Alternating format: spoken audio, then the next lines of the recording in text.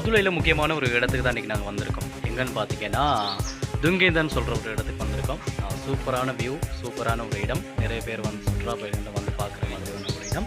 எனவே அந்த இடத்துல எப்படியான இடம், என்ன மாதிரி இருக்குது, என்ன மாதிரி சிச்சுவேஷன், மக்கள்லாம் எப்படி வந்து பார்க்குறாங்க, என்னென்ன இருக்குது, என்ன ஸ்பெஷல் அப்படிங்கிற எல்லாத்தையும் பார்க்க போகிறோம். இன்றைக்கி யாரோட வந்திருக்கோம் அப்படின்னு பார்த்தீங்கன்னா எங்களுடைய ஃபோட்டோகிராஃபி டீமோடு வந்திருக்கோம். அவங்க போய்கிட்டு இருக்காங்க. அதோட சேனல் இருக்கும்.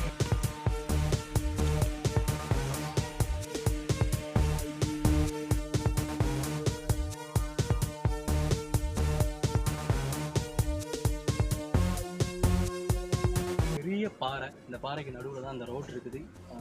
எறும்பெல்லாம் கிடைக்குது, அதுலேயும் உங்கள்கிட்ட காய்ச்சிக்கிட்டு இருக்கோம். சீரியஸாக அந்த ரோட்டில் போகிறோன்னா ரொம்ப கவனமாக இருக்கணும். வயதானவங்களும் வந்தாலும் சிக்கலான இருக்கக்கூடிய வாய்ப்புகள்லாம் இருக்குது. வாங்க போயிட்டு இன்னும் என்ன இருக்குது அப்படின்னு பார்ப்போம்.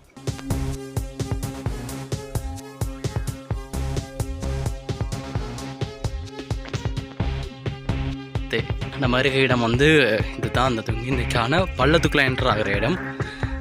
கட்பாறைகள் இருக்குது, அதுக்கு இடையில தான் நம்ம போகணும். பாருங்கள், சூப்பராக இருக்குல்ல. இப்போ பார்த்தீங்கன்னா நம்மளுடைய ஃபோட்டோகிராஃபி டீம் வேகமாக பணியாக போய்கிட்டு இருக்காங்க. அப்படியே ஒரு காடு, அந்த காட்டில் தான் அந்த ரோடு இருக்குது. கீழே இறங்கி போகணும், ரொம்ப தூரம் போயிட்டு பார்ப்போம். சூப்பராக தண்ணி குளிராக வருது. மக்களே, ரொம்ப ஒரு பயங்கரமான பள்ளம்.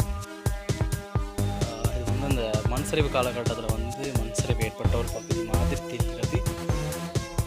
இறங்கி போகிறதுக்கும் கொஞ்சம் சிக்கலாக தான் இருக்குது. சின்ன பாதை, கவனமாக போக வேண்டும். பெரிய மரமாக அப்படின்னு விழுந்துருக்கு பாருங்கள். ஒரு ஏற்ற முறை இறங்கும் பாருங்கள். ஒரு மாதிரி ரொம்ப கடினம் இல்லை. நிறைய இடம்லாம் தாண்டி இந்த பெரிய அளவு பண்ணிட்டோம். கொஞ்சம் இருக்குது, எப்படி இருக்கு பார்த்துருவோமா? ஃபோட்டோ அடிச்சுட்டு பார்ப்போம்.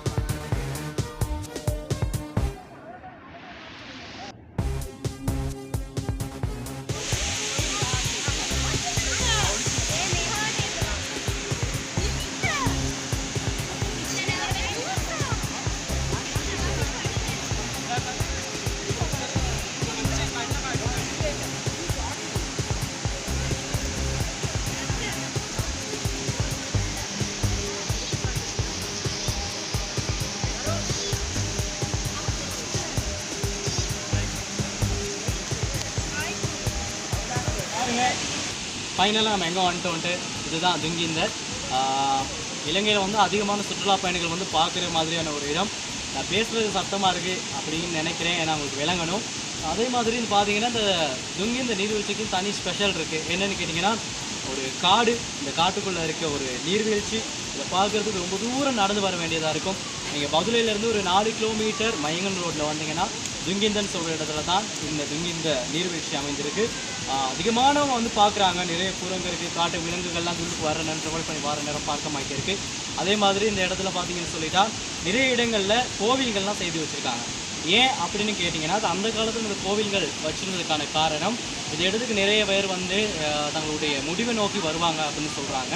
அப்படி வர நேரத்தில் அந்த கடவுள் கண்டு ஒரு இடங்களில் இருந்து அவங்க வழிபட்டுலாம் வர நேரம் மனது மாறும் அப்படிங்கிற ஒரு எண்ணக்கருவில் தானே அந்த வழிபாட்டு ஸ்தலங்கள்லாம் அமைக்கப்பட்டிருக்கு அப்படின்னு சொல்கிறாங்க. அதெல்லாம் எவ்வளோ தூரம் உண்மைன்னு தெரியல, நாங்கள் தேடிக்கிட்டதில் சொல்கிறாங்க.